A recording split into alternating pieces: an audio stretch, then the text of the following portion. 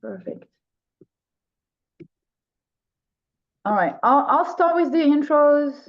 Katie, you can do that, and then if people join as we go, that should be fine. Welcome, everybody. My name is Miriam Glass. For those of you that I haven't met, Caitlin, I think we haven't met. I am one of the co-founders of Athlete Soul, and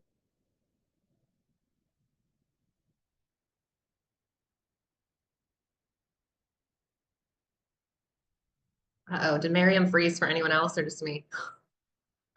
Oh boy. Yeah, she froze for me too.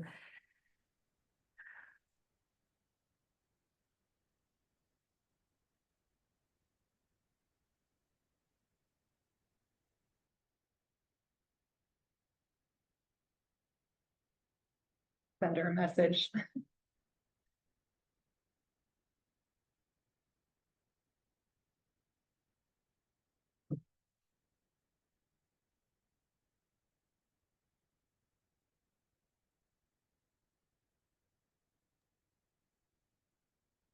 Oh, I'm the host now, You're the it host. says. Okay. Yeah, she just messaged if I can keep it going. Yeah, no problem. Okay, no worries. Yeah, so I'll just kind of start with how I got connected with Athlete Soul, because that's probably where she was headed with this. So Miriam had reached out to me in 2019 after finding my book on Amazon.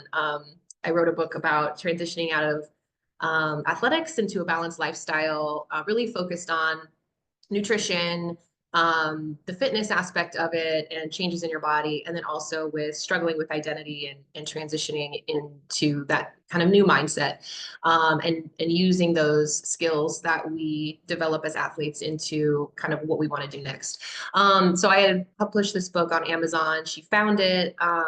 Had reached out because it was really along the same lines of what she was looking to build at Athlete Soul. And so had asked if I would jump in on this project and help build our coaching curriculum. And I got so excited. I'll give you a little bit more about my background here in a minute, but yeah, so that's how I jumped in to Athlete Soul, and I've been a part ever since. And so it's really exciting, especially now, to see everything growing and continuing to grow. So I'm going to go ahead and share my screen here.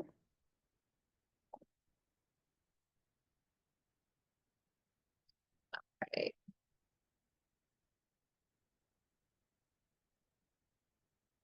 All right, so that's the cover of my book.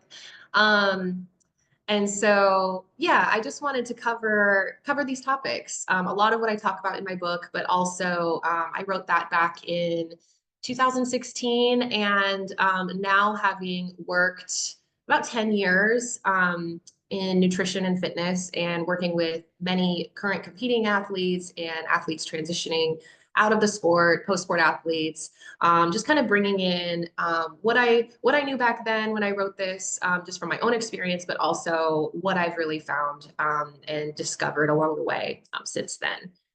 So a little bit about my own transition. I played basketball. That was my sport. I finished at the Division II level. So I definitely didn't have any, big dreams of going beyond the collegiate level. So when I graduated, I felt like I was really ready. I thought I had, the career lined up. I figured I knew what to expect and that it wouldn't be a problem. I was ready to be done with the sport, but nothing really prepared me very well for it. And I really, really struggled, especially with how to eat and exercise, because I never really had a good grasp on good nutrition in general. I just never really worried about it. I was, I guess, well, I really wish I knew then what I know now, because I would have been a much better athlete. But I just didn't really worry about it because I always looked athletic. I could eat whatever I wanted, right, and stay a certain size, and never really gave it much thought. Other than when I was growing up in my household, I often was told a lot that I needed to gain weight. And now looking back, I didn't really have enough to eat, and I didn't really have a lot of support around what to eat or how to make my own food or things like that. So when I graduated, and being on my own, I still had no idea. I didn't know how to cook food. I didn't know like what to eat. I just continued eating a lot of like processed food, eating out, things like that. And of course, when you're not exercising for 3 hours a day anymore, that catches up with you. So I kind of took the whole mindset at the time of I've been working out, hours and hours a day for 15 years. I'm ready for a break, which was not the best tactic to take. Gained weight really rapidly. And then that kind of took me on this whole cycle of this like yo-yo dieting cycle where I would like really restrict my food, and then really over exercise until I got back to the size that I felt was, part of who I was as an athletic identity. Like this body was a huge part of who I was. I was really scared that it was changing, and didn't know what to do. And then I'd be so exhausted and sick from under eating, from over exercising, and then I would gain weight back. And it was just this, cycle for a few years. On top of that, I thought I wanted to go into publishing. I had gotten an English degree, and I realized after a couple internships, that I didn't want to do that. I was just sitting at a computer all day, not really interacting with many people, writing all day, which I love to write, but not all day when it's your job. And I was like, oh no, what am I doing? I got this degree. I don't know what I want to do. I was struggling in my body. I was struggling with what to eat. I was struggling with this identity shift, moving to a city where no one knew me as an athlete, going into workplaces where people didn't know that I was an athlete, and I didn't know who I was. I felt like I had to really rebuild myself from ground zero, and it was really, really challenging. And I thought, man, if I'm having a hard time with this, I can't imagine what it's like for professional athletes, Olympians, who were at a higher level, much higher level than I was. And it must be really challenging. So basically, that's what kind of sparked my interest in wanting to be a bridge for other athletes who didn't know what to do. So of course I went on my own journey to find balanced health. It took a long time. And I just had wished there was like one person I could have gone to that could have said, hey, like for you specifically, for your body, for your metabolism, for your experience with exercise, this is what you need to do to be a healthy person. I feel like I had to look all over the place and sift through hundreds of dietary theories out there, hundreds of different ways of exercising, what's going to be right for me. I ended up getting my holistic health coaching certification through the Institute for Integrative Nutrition, which I really love because it was a very holistic program. So not just about food that nourishes us, but everything else in our life that nourishes us as well, and helping to find an overall balance. And I knew that if I was going to work with athletes in this transition, it really needed to be about bringing all of these aspects together. I got my personal training certification as well, started working in a gym, and mostly working with, I would say, athletes who are currently competing, even young athletes, high school, college, worked with some teams, and then found that a lot of my clientele ended up becoming like women who were going through menopause, perimenopause and menopause as well.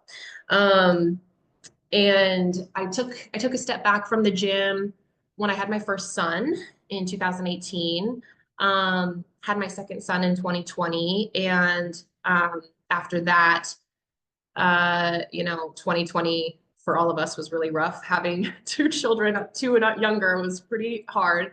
Come 2021, I was ready to talk to some adults again, and wanted to get back into coaching. And so jumped into online coaching, which is what I currently do outside of work with Athlete Soul. I work full time doing nutrition and fitness for an online company called Warrior Babe.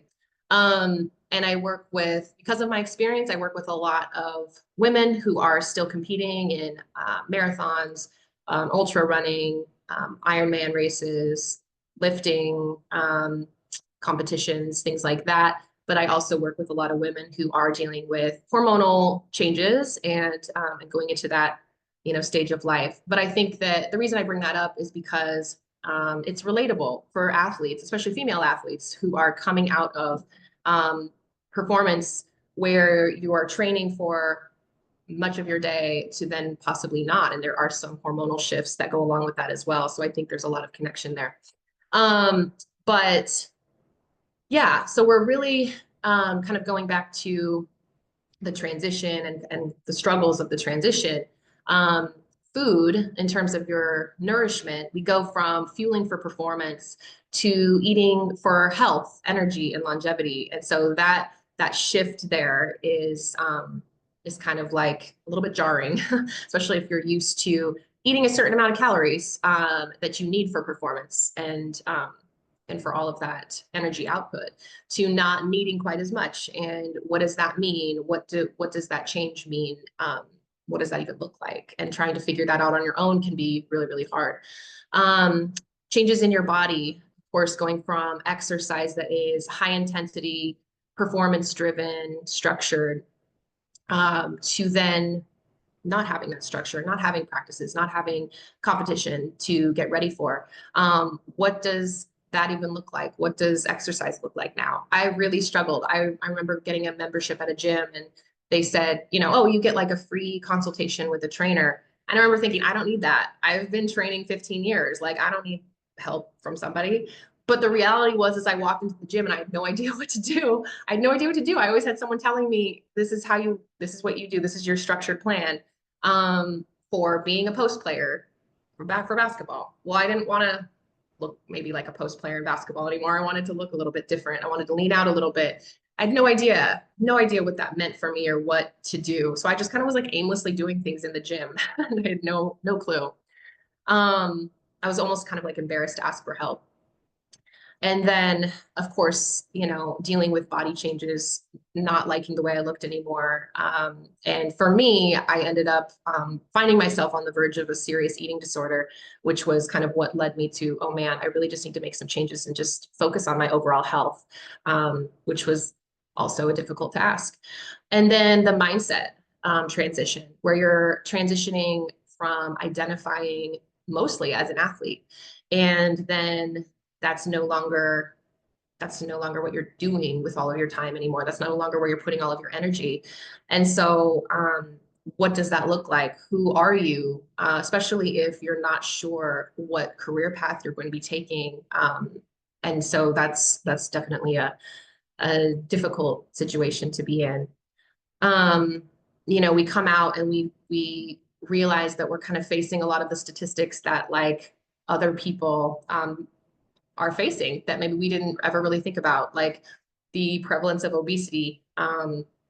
So the more current statistics is that between August 2021 and August 2023, approximately 40% of US adults are classified as obese, with 39% of men and 41% of women. And that's a huge statistic and a little bit scary, a little bit scary to be like, oh no, now I'm looking at, oh, nervous about my weight, nervous about becoming one of those statistics and gaining weight in that way, and what that means in terms of chronic disease and facing, a possibility of down the road of developing chronic conditions like heart disease, stroke, cancer, diabetes, where 42% of Americans have 2 or more of these. It's like a huge amount. And all of a sudden, when you're out of your sport and you're like gaining this weight and feeling out of control, it's a little bit scary to be facing some of these realities that could be ahead of us. So basically what I want to give to you guys today is a little bit of an overview of what it looks like to make this transition, what things to be focused on. And it's difficult. Every single person is different. We call it bio-individuality. So there's no cookie cutter plan really for every single person. Everyone's an individual. And that's why I love coaching, because I get to work with each individual and work with finding on what's going to work for each person, not only just in general, but for right now, because I know especially for working with women who are in perimenopause and menopause, what works or what worked 10 years ago, it's likely not going to work now. So really just like honing in on what works for each person with where they are in their life, where they are in this transition or whatever transition they're going through in life. So really the biggest thing is reevaluating your needs. So how I do this when I work with clients is looking at their macronutrients. So really kind of dialing in on what their protein needs are, carbohydrate needs, fat needs specifically. It can be very different, mostly in your maybe carbohydrate and fat intake, because of how much energy an athlete needs for what they're doing. It comes down, so you don't need quite as much of those things, but they're still very essential. And if you, depending on the type of athlete you are, maybe what level you played, maybe they have an awareness of these, maybe not. I had no clue. When I came out of sports, I mean, I had no one had really helped me with nutrition at all. So this was all a foreign language to me. I remember downloading MyFitnessPal, which is a meal tracking app, and it's saying to me, "Oh, how much weight do you want to lose per week?" The maximum was like 2 pounds a week. And when I selected that, it said, "Okay, great, eat 1,200 calories." And I'm 5'11" and just came off of being a competitive athlete for 15 years. I was probably eating 1,200 calories in like my first 2 meals of the day. And I was like, oh, okay. And it didn't give any advice for what the balance of calories looked like, nothing. So I just cut down everything I was eating to 1,200 calories. I was starving all the time. I was, just getting sick because I wasn't getting enough nutrients. That was not enough calories. It's not enough calories for the majority of people, by the way. But I had no idea. And so I was just kind of going along with whatever caloric, advice I was given from this app. It wasn't until I was going through my holistic health coaching training and starting work with people that I realized that the macronutrients and finding the balance for those is really the key to helping the person find out what is going to work best for them. It's not about the calories, it's about what makes up those calories.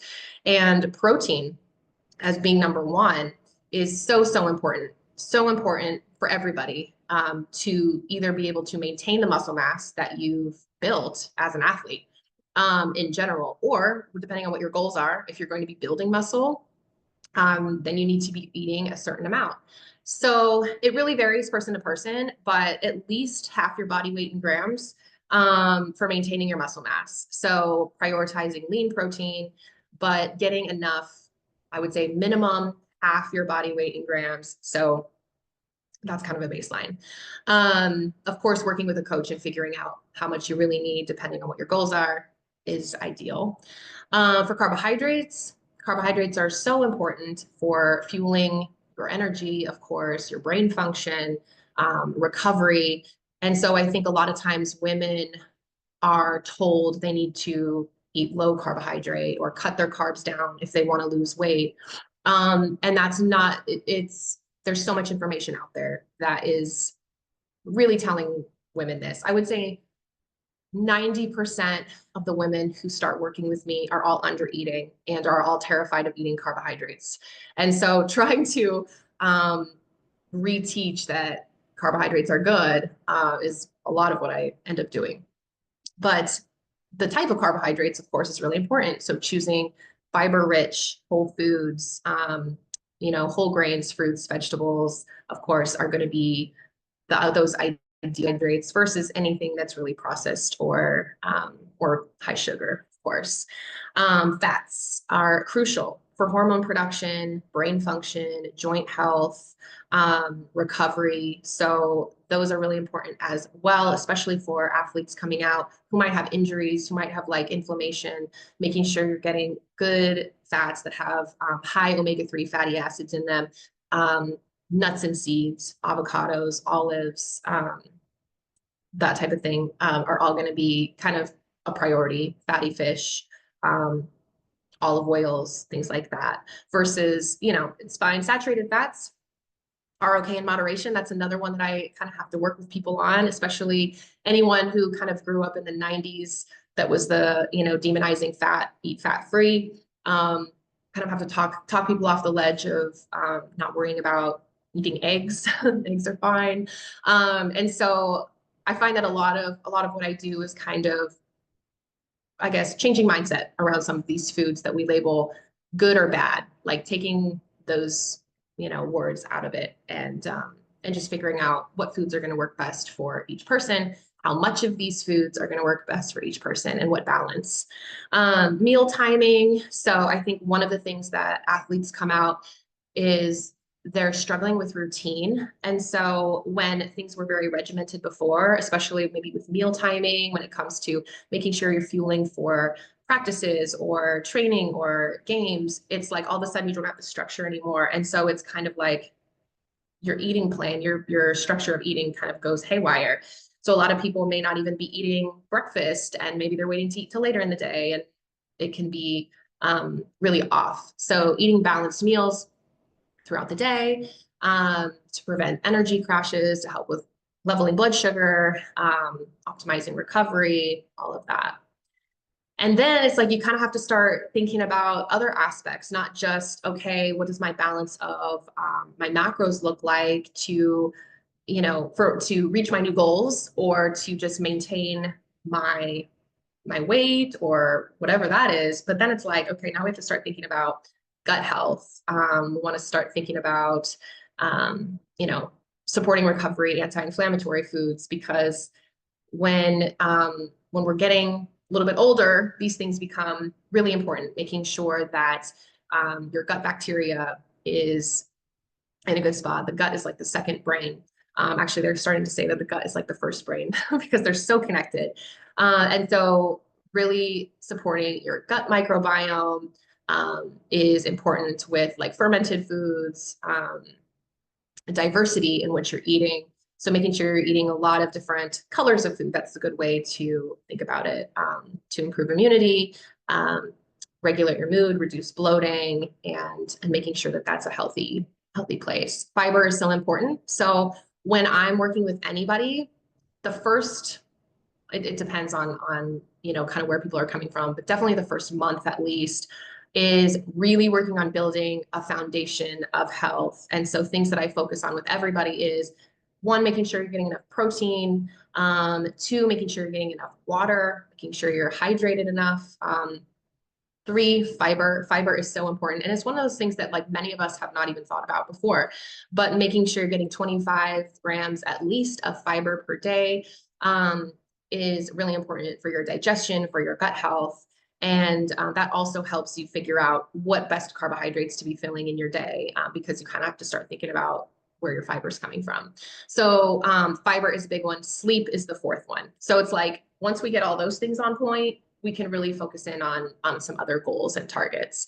So those four things, if you're going to start focusing on anything, is making sure you have enough protein, water, fiber, sleep. Sleep is a huge one. At least 7 hours, if not more. Actually, there was a study that came out recently that said most of the sleep studies have been done on men. So saying 7 hours or more is actually for men, where women are supposed to be getting 8 to 10 hours, which is like, if you're a mom, it sounds like a joke because it's hard to get that much sleep, of course, but that's actually what has been starting to be recommended. So yeah, so that's kind of some things to be thinking about in terms of food.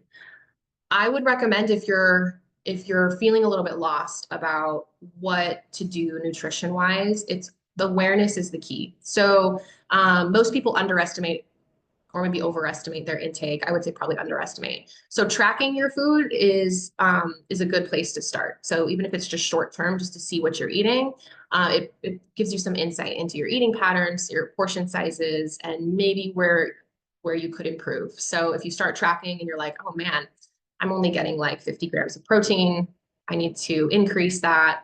What meals are low? Because when you're thinking about, okay, if I need to get this much protein in the day, you want to divide that by how many meals you're having, maybe 4 to 5, and try to balance it out throughout the day. So that's kind of one way to get started, is track your food, see what you're getting in terms of your macronutrients, and then you can make some adjustments. Same with fiber. You can look and see how much fiber you're getting.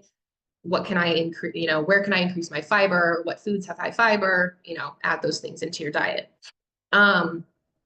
It also can help you figure out where you need to adjust. If you notice that you're having like cravings later in the day, like 3 o'clock, I would say that's pretty normal. where people tend to have cravings. Okay, what did you have for lunch? Is it a balanced meal? Does it have, you know, a good solid amount of protein, fiber, maybe healthy fats to help keep you satiated? If not, maybe reevaluating what you have for lunches, or maybe just adding in a snack, you know. So it just helps you identify these patterns of, okay, this is what I'm eating. This is how I feel. How do I need to make adjustments? And just taking a non-judgmental approach. So the goal is awareness, not perfection. Anytime I have anyone start working with me, I just have them track for a week, just what they're normally eating, just so I can get an idea of where they're starting from. And I think people get nervous about that because they're like, oh gosh, I want to be more mindful. I want to make these improvements. I'm like, well, let's just start with where you are, can meet you where you are and go from there so we can make it a sustainable approach versus me telling someone, okay, well, you really need to be eating 130 grams of protein and blah, blah, blah. And they're coming in at 50 grams. That's not realistic. They're not going to be able to make that shift in a week. So identifying where you're starting from, not having a judgment about it, and just seeing where you can improve little by little. Also noticing your hunger cues. I think this one is key because coming from being an athlete where maybe there's kind of two different camps, right? Like for me, I was a basketball player. They were kind of shoving food down my throat. It was like, you know, gain weight, gain weight, gain weight, gain muscle. I was just kind of eating. And then for someone who's maybe more of an aesthetic athlete, they may have been very restricted. So they may have been told they can't eat. They have to stay a certain weight. And it was like on the total different end of the spectrum. So in both camps, it's kind of like, you get lost in when you're actually hungry versus what you were trying to do for your sport. So really kind of re-identifying those hunger cues, noticing when you are physically hungry, and letting that guide you in when you're eating versus, you know, also emotional or habit-based hunger, where maybe you're triggered by stress, boredom, the environment, like snacking while watching television, or when you're having cravings for comfort foods. So really starting to like identify those things, it can be helpful in tracking your food. So you can be thinking about that and being mindful about that as well.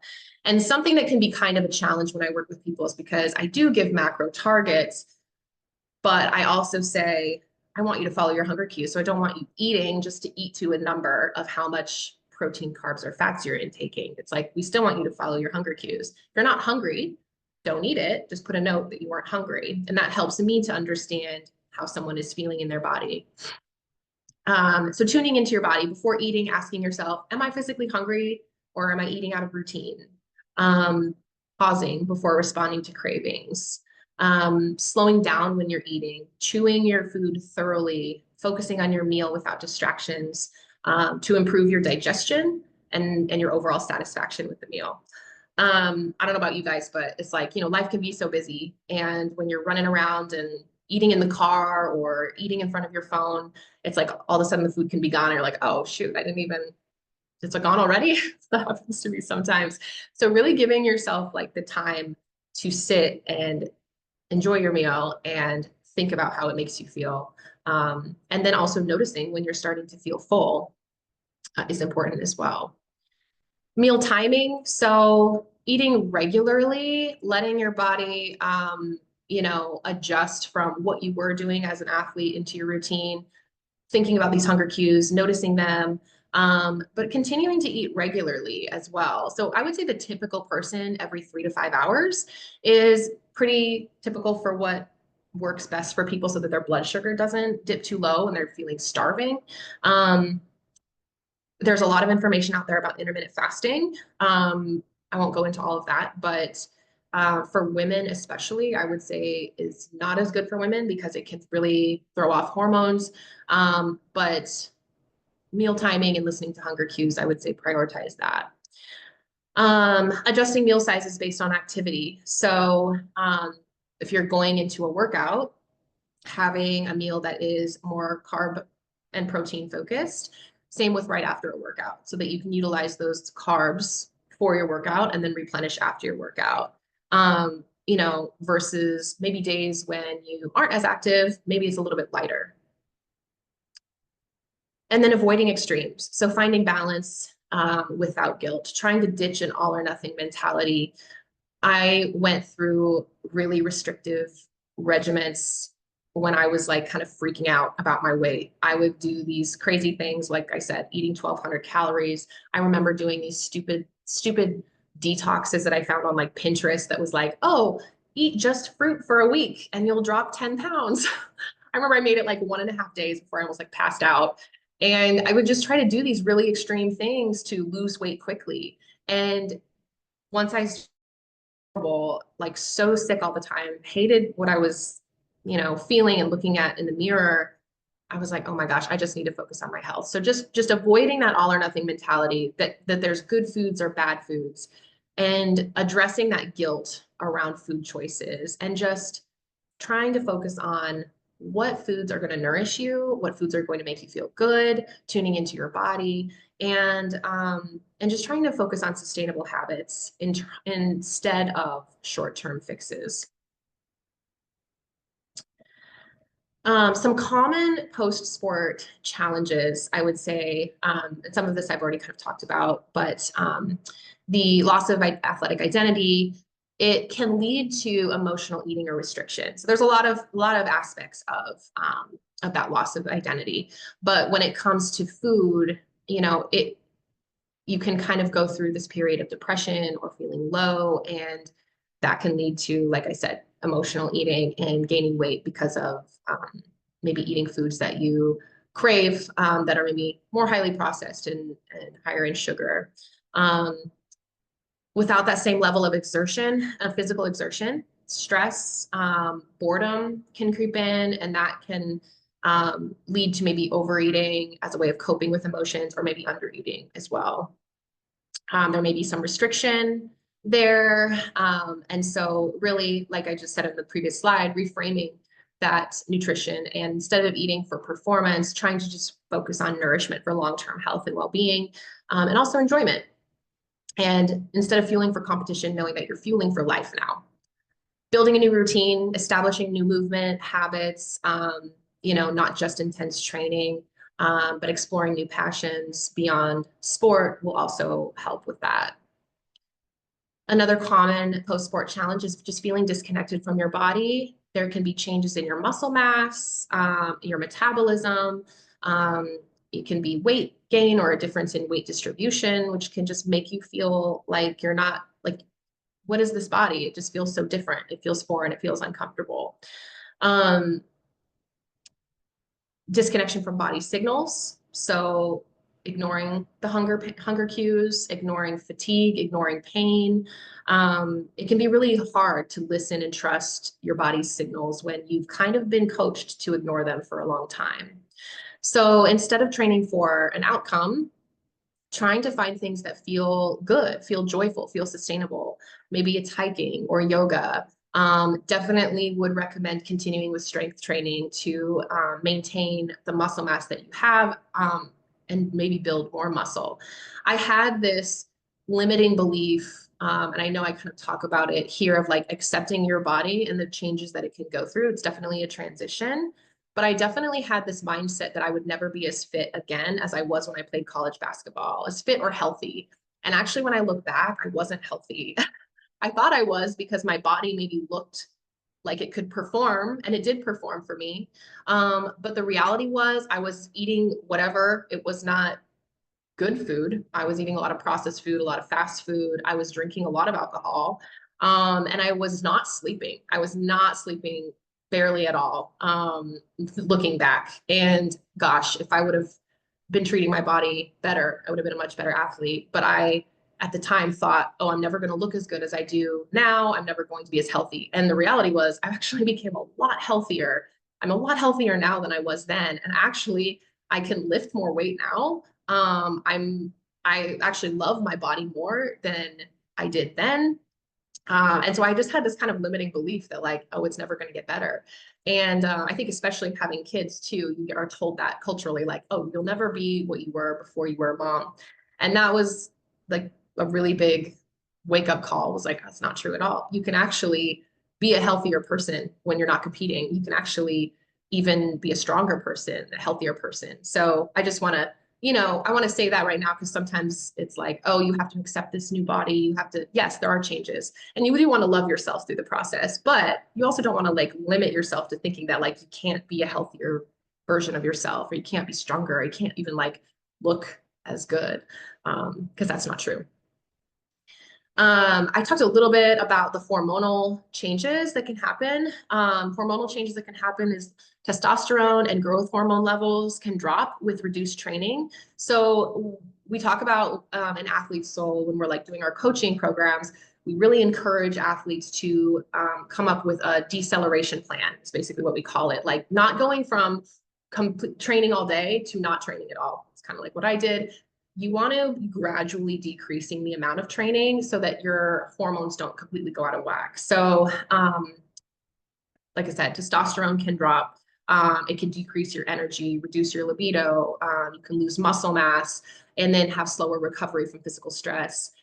Your cortisol levels, which is your stress hormone, can increase and be dysregulated because of a loss of routine and purpose, emotional stress, changes in your sleep, nutrition, and recovery habits, which can cause increased belly fat, poor sleep, brain fog, mood swings, reduced insulin sensitivity, with less movement, which means that you are less efficient at using your blood sugar, which can cause imbalances, cravings, energy crashes, and increased fat storage.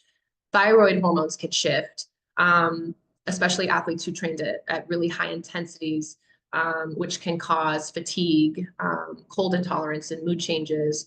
And then for women, estrogen and progesterone, for those women who've been training so intensely that they weren't having a menstrual cycle, once that intensity decreases and you get your menstrual cycle back, you can actually accelerate menopause symptoms and create hormonal shifts that you know, can alter your stress responses, bone health, sleep, and energy. So it's really important to kind of try to be as consistent as you can, like in this deceleration, and continue nourishing yourself, and continue strength training, continue your movement. You don't have to do it for so long, but just take time to decelerate that intentionally so that you're not having to deal with these other hormonal shifts that can cause other symptoms. Also attachment to peak performance and attachment to our bodies, and having that being as a barometer can cause self-doubt and frustration when we do notice those changes in our bodies, and having maybe unrealistic expectations. But like I said, I think removing the limiting belief that you can't be, you know, as healthy or as fit as you were, you can definitely do that. And you can do that without, you know, exercising 3, 4, 5 hours a day. Not comparing yourself to people on social media. Sometimes it can be challenging seeing former teammates or current competitors still training, still appearing as they're in their top shape. And that can be hard. It can be hard to compare yourself to other people, make you feel inadequate. So just trying to not compare ourselves and just focus on our own journey, and redefining success and what that looks like for us. So shifting the focus on what your body used to do and to what it allows you to do now. Whether it's, you know, getting out of pain. I remember when I was competing at the end of the last couple years, my knees were hurting all the time. I had tendonitis all the time. And now I can run. I do marathons and I do triathlon now, and I don't have knee pain anymore. And it's like, oh, I just remember when I was in pain all the time, and I'm just so grateful I'm not in pain anymore, because I can train how I need to. I can support my body. I don't have to push it for certain games or competition. You know, and enjoying what you can do, going on hikes and playing with your kids, exploring new activities. When someone asks you, oh, you want to go do this active thing, the fact that you can go do that, not a lot of people can. So just really loving your body for what it can do for you now. And then finding self-worth beyond sports. So exploring those new interests, hobbies, and career aspirations that celebrate your skills, that you can take from your athletic performance and experience and channel it into that instead. So finding some movement, like how do you find exercise now that's going to bring you that fulfillment? I think that's probably one of the biggest things when I'm talking to athletes who are transitioning is they feel like they're missing that piece, and it's like they haven't found the next thing to fulfill that gap that their sport left for them. So trying to find that reframing exercise a little bit as self-care can help. So instead of thinking of exercise as something you have to do, thinking of something as it is to support you and your self-care. And so finding something that you enjoy, and that's kind of the biggest thing. And thinking about, what did you enjoy from your sport? Was it the community? Was it the type of exercise that it was? I mean, luckily for some athletes where it's like maybe you're a runner or a swimmer or maybe something like that, you can kind of do that. You can still do those things. Whereas like basketball, I mean, I did play some pickup basketball, but it was a little bit different. And so it took me a little while to kind of find what I liked and finding something I enjoyed that also fulfilled that sense of community for me.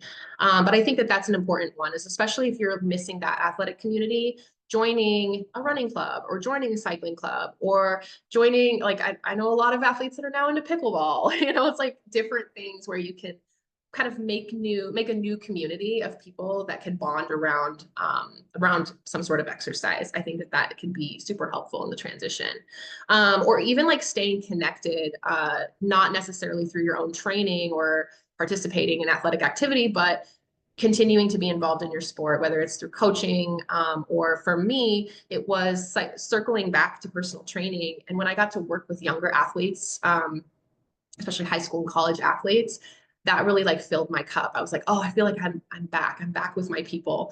And so I didn't realize how much I missed it until I came back to that and was working with athletes again and felt like I was still a part of it. So trying to find something that you can look forward to and enjoy, listening to your body and knowing that it's okay to have a rest day or a lighter activity day, or even going on a walk. I think the biggest hurdle for me and a lot of people is when we are so used to 2-hour, 3-hour, 4-hour workouts or practices, you don't need to do that. You can literally go on a 10-minute walk and it's still worth it. It's still benefiting your body. I remember thinking, if I couldn't go to the gym for 2 hours, what was the point? Nothing, like it wasn't worth it. That was a huge mental block to get over, and really learning that that's actually maybe not the healthiest thing to do, is constantly pushing yourself for hours and hours. It's okay if you go and you do a 30-minute workout. It's okay to go on a 10-minute walk today. That's still enough. So getting rid of that all or nothing mentality when it comes to exercise as well. Strength training is so important, though. I will say this: continuing strength training and making sure you preserve that muscle mass is huge, especially for us as we age, because after the age of 30, we're losing like 3 to 8% of our muscle mass if we are not strength training and not trying to keep it up. So that's up to 15% per decade after age 60. And if you are losing that muscle mass and you're growing older, like that's just a recipe for you know, falling down and breaking a hip, and, you know, life can be pretty bad after that. You also have higher chance of chronic disease. It slows down your metabolism. So I would just say, like, keep up the strength training, even if it's 2 days a week, you know, continue working those muscles. It's super important. If you need to get a personal trainer, don't have shame in that. I actually wish that I had a personal trainer way earlier on that could have helped me figure out, you know, what I should be doing for lifting, what I should prioritize, all of that. It also protects your bone health, especially for women who are more at risk for osteoporosis and osteopenia. It's really important to continue that strength training. For working on flexibility, balance, and mobility is important as well. I'm pretty guilty for not focusing as much on mobility. I'm working on it. That's one of my goals. But just really maintaining that joint health, posture, movement efficiency. So stretching, mobility, yoga, you know, that type of thing is really important for keeping your body feeling good, especially after you reach the age of 30 and things start feeling like they're not. You kind of have to start warming up now, and getting your body going before workout. But it supports your overall longevity. Staying flexible and mobile means that you're going to be staying independent longer. So it's important for your future health.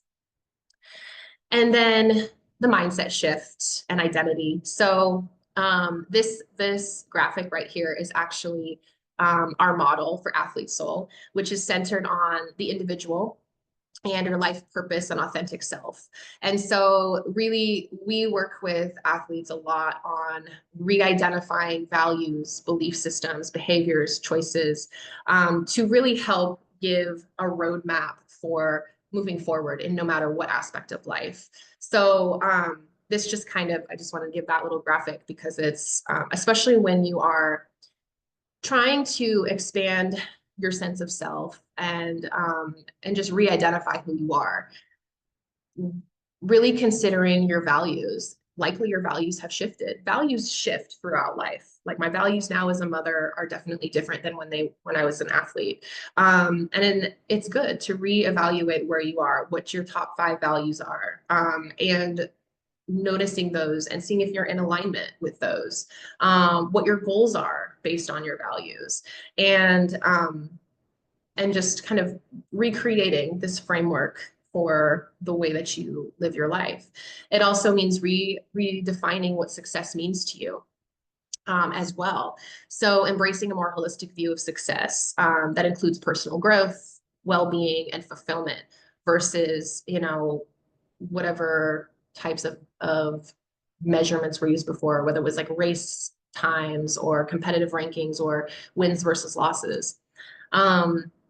Thinking about things of like improving your mental health, strengthening your relationships, learning new skills, thinking about what success means to you. Again, it's very personal and individual.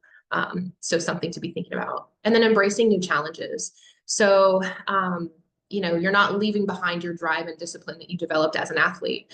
Now you can apply those to new goals, whether it's your career development, learning a new hobby, or pursuing, like I said, personal growth, embracing the challenges with that same passion that you had, and knowing that the skills and mindset that you're bringing from being an athlete is going to help you excel in really any area that you choose.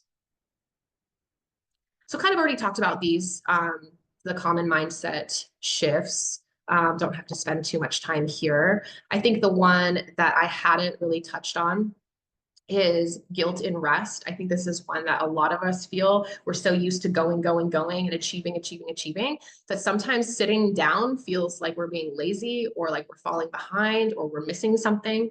So just know that rest is necessary for recovery, for longevity, for mental clarity, for overall well-being. So practicing rest, practicing relaxing, it's a self-care. So it can be really hard. It took me a long time to be able to sit down and not feel guilty about sitting down. So basically, key takeaways here, food, we're shifting from fueling for performance, of course, to nourishing for longevity. Listen to your body, balance your portions, maybe track your food a little bit, see where you are. And I would really recommend, if you really are unsure of what to be eating for where you are, working with a coach, someone who can help you identify that, and avoiding extremes, avoiding severe diets, things like that, and just trying to focus on overall health. For exercise, finding exercise that brings you joy and it's sustainable, creating new goals that align with your new lifestyle. Mind, your identity, redefining your values, what makes you feel successful, embracing change, and finding confidence beyond sport. These are all things that we at Athlete Soul help with, whether it's through our group programs, through our one-on-one coaching, or if in my book as well. Like I give a lot more specific information about figuring out what macros might be best for you to start with. I go into a lot more detail about these things, about different activities that you may enjoy based on the type of athlete that you were. And then also some different exercises in terms of self-love and self-care and mindset shifts, personality tests that I recommend and what that means. So I even have like a little workbook in the back of my book to be doing that. So if you want more information, if you want more help, my book is out there on Amazon, or we of course are here at Athlete Soul to help with this next chapter, with this transition, and one-on-one coaching with me and many of our amazing coaches are available as well. So yeah, that's basically it. Is there any questions about anything that I've gone over? Hi, yeah, I have a question. Hi, Uh, Natalie. Hi, I'm Natalie Hines. Just background on me. I used to be a swimmer, for Team USA and I retired last Valentine's Day, so it's been about a year. I loved everything that you said. I really appreciate it. I resonated with a lot. My question currently, though, is for your book, is there a time frame that you think your book is most effective for athletes, like right after they stop, or like do you think that they need to just take a break from everything, and have that month or 6 months to just like, I guess, and I say this because I was a swimmer, like to recover. Um, Mhm.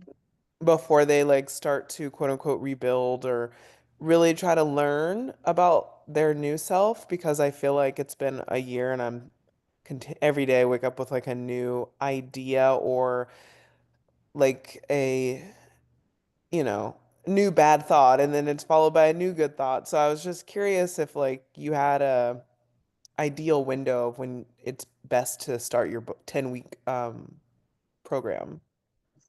Yeah, and I say 10 weeks in here, and I would expect that it's going to take longer than 10 weeks. Just throwing that out there. This is a 10-week guide, but there's definitely, I think, can take a longer time to really find that balance. Just as a disclaimer there. But yeah, well, what we found in general is that actually trying to make sure that we get this information out to athletes before they even retire to be thinking about it ahead of time is actually more helpful. Not necessarily that you have to figure out what your macronutrients are going to be and figure out like all of those kind of nuts and bolts, but like preparing for the shifts that are coming as best as you can ahead of time is ideal. Of course, like, so our group program is actually more focused on helping current athletes in that preparation who are maybe considering retirement relatively soon. Um, but if you haven't, that's okay. Of course, that's life. And so in terms of coming out, I mean, I think it's just good. It's good to have this information, whether you are feeling ready to implement it or not. I think having the information is good, so that when you are ready to take that step, maybe you've taken time to just kind of rest and process, that you're ready to receive it. So I don't know if there's any like Ideal time. bad time. Yeah. I think it's always good if you can prepare for it in advance, that's great. But no matter where you are, I think it's, this is a journey. Like I said, it's a 10-week program. In my other job, women sign up for a year program to work with us. And I tell them, I'm like, this is more than just a year, like it takes years to possibly get where you want to go. And it's not really over. I'm still on my own health journey. It's kind of like when it comes to health and your balance, it's kind of always shifting. It's kind of like there's always going to be these transitions. So the transition out of sports definitely helped prepare me for the transition into motherhood. That's for sure. So it's kind of like it's always there's always going to be these transitions and shifts, and like I said, changes in your values and also changes in your eating, like in what nourishes you. Like I said, women going into perimenopause and menopause, that's a big shift as well. That is going to be some changes. So yeah, I think really any time is a good time to start. Okay. I also have a question. Also background on me, my name is Caitlin, and I was a Division I gymnast in California. And Natalie, what you were saying, I also really relate to, recently retiring a year ago and just kind of like not really knowing the best way to help other athletes to prevent, this kind of like loss of identity and food imbalance and body image after sport. I really liked, Katie, how you were talking about the deceleration plan. Do you have any tips or advice in your book or just in general about the year post retirement? Because I think what you're talking about with the extremes of some people choose to do nothing and just rest, and that's good for them. But some people choose, for example, like in my case, I think that I was so afraid of, you know, being lazy or this and that I was just like, I have to continue to work hard. And I'm still in the phase where it's like, I go to the gym and I'm accidentally there for 2 hours. I don't really even know what I'm doing there, but I'm like, I don't feel successful unless I've pushed. And so, do you have any advice on how we can actually decelerate and like be okay with doing less, I guess? Yeah. So I would say there is some like guidance in my book that's like just really taken from I don't know if it's like the American Heart Association or something like that in terms of like, oh, this is what's recommended in general for staying healthy. That's going to be way less than what you're doing right now. But I honestly would say I would recommend working with a coach because or a trainer who maybe you can look at like I feel like they have to kind of walk the walk. So if it's like, okay, their kind of physique is maybe like what I'm kind of looking for, right? And it's like you can talk to them about like, well, what's realistic in terms of like how I need to train to get to there? Because I'll tell you this, what's most likely is that they're not training as much as you are training right now. This kind of blew my mind a little bit because I've been on this journey now, so I graduated in 2011. I only strength train 2 to 3 times a week for maybe 45 minutes. I also am an I've kind of moved into endurance. So I do, running and some cycling and some swimming, depending on the time of year. But the strength training 3 times a week, I would say 45 minutes max. And I have been able to get stronger. And I honestly look better than I did as a competing athlete because of my nutrition, honestly, is a lot of it. But I think that kind of blows people's minds in terms of like, oh, like I don't have to spend 2 hours every day to do this, to gain muscle. So I think that having a coach or a trainer that can help you figure out what do you need to do, like what is your priority, and what you don't really need to be doing. I think that having that guidance is really helpful because otherwise you're kind of just like you said, you kind of just go in there and you don't really know what you're doing. You don't know what to focus on. And so then you end up being there for 2 hours when really, if you knew what to be doing, you could be there for 45 minutes and still be getting maybe even a better, what's better for you now, better workout, better strength training than you did in 2 hours, not knowing what to do. So I think getting some guidance around that. Yeah, thank you. I would also say, Yeah. Caitlin, like what's helped me a little bit, because I struggle with that too, still struggle with that. Like I said, I was a swimmer, so like I was most likely overtrained all the time.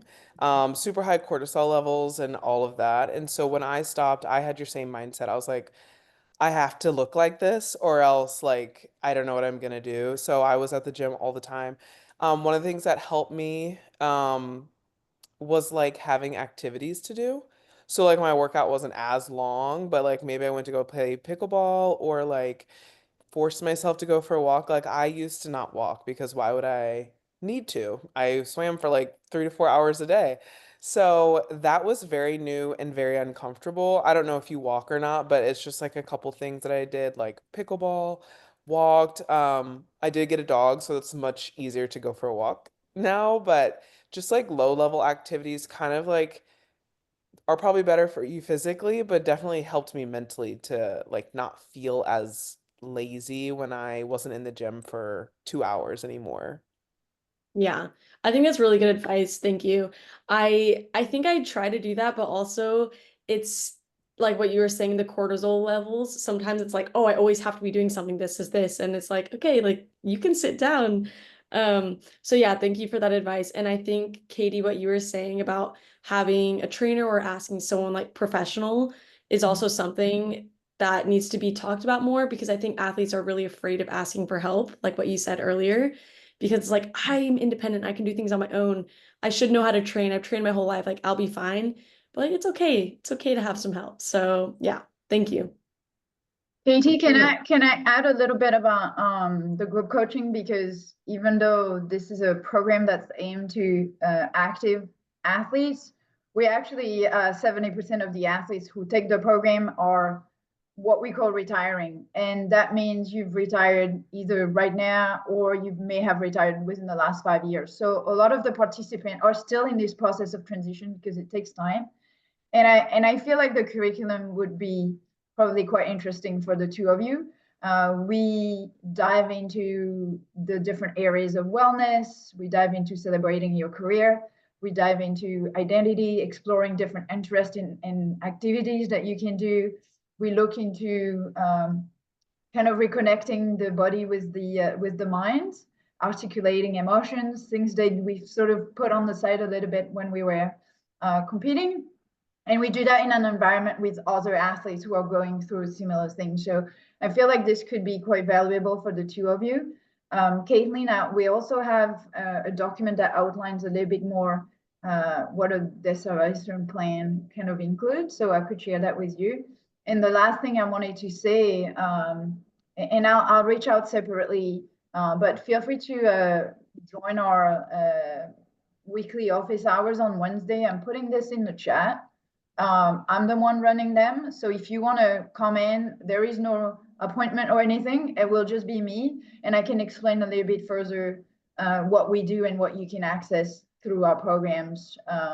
Just reminding and just saying again, like athletes will offer all of these services and we do that for free, and you are definitely in the target audience. So if you want to take advantage of it, I highly encourage you to do that. And it could be just like self-service, take what you need, or it could be more intense if you have the time and the will to be more connected. So Awesome, thank you. Yeah, no problem.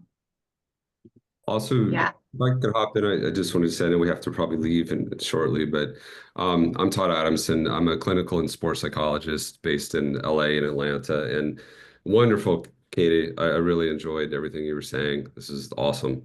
And I was nodding in my own journey as an athlete. I ran from the time I was 10, and I ran at University of Georgia a long time ago. So I've been retired for a while, but I'm nodding along and just everything you said. And I think one of the things that stood out in this was just the mindset, mindfulness, and from that it's a constant reframe that I apply to myself, but in the people I work with, is having compassion for ourselves in this process through transition of letting go and integrating into more of that diverse identity that you spoke about, which is so important. So yeah, so thank you. That was wonderful. Thank you so much. And Todd will be leading our meeting next month. So he's taking over from Katie, and we will be talking about mental fitness. So similarly, mental fitness towards the end of an athletic career and through the transition and beyond. And it's all about shifting mindset. Yep. And figuring out how we transform and reinvent ourselves as we move forward. You're not letting go of anything. You're just taking it with you and taking advantage of it. Katie, thank you so much. As usual, this was very thorough and detailed. Loved your presentation and everything you shared with us. For all of you, Katie is our athlete success manager. So she actually not only works as a coach for Athlete Soul, on our group coaching and one-on-one program, but she also works one-on-one with the athletes, identifying who needs what type of support and kind of orienting people within the programs as well. So here you've met two faces. I apologize for the beginning of the session where my computer froze on me, but it seems that you were in good hands. So yeah. Well, thank you, Kate. That was really Thank nice. you, Natalie, Caitlin, thanks for joining us. I'll reach out with some information about Athlete Soul if you need it. And yeah, and Todd, we'll see you next month. For providing this. Yeah, thank you so much. Nice to meet you all. Yeah, nice to meet you all. Thank you. Bye. Thank you. Bye. Bye. Bye.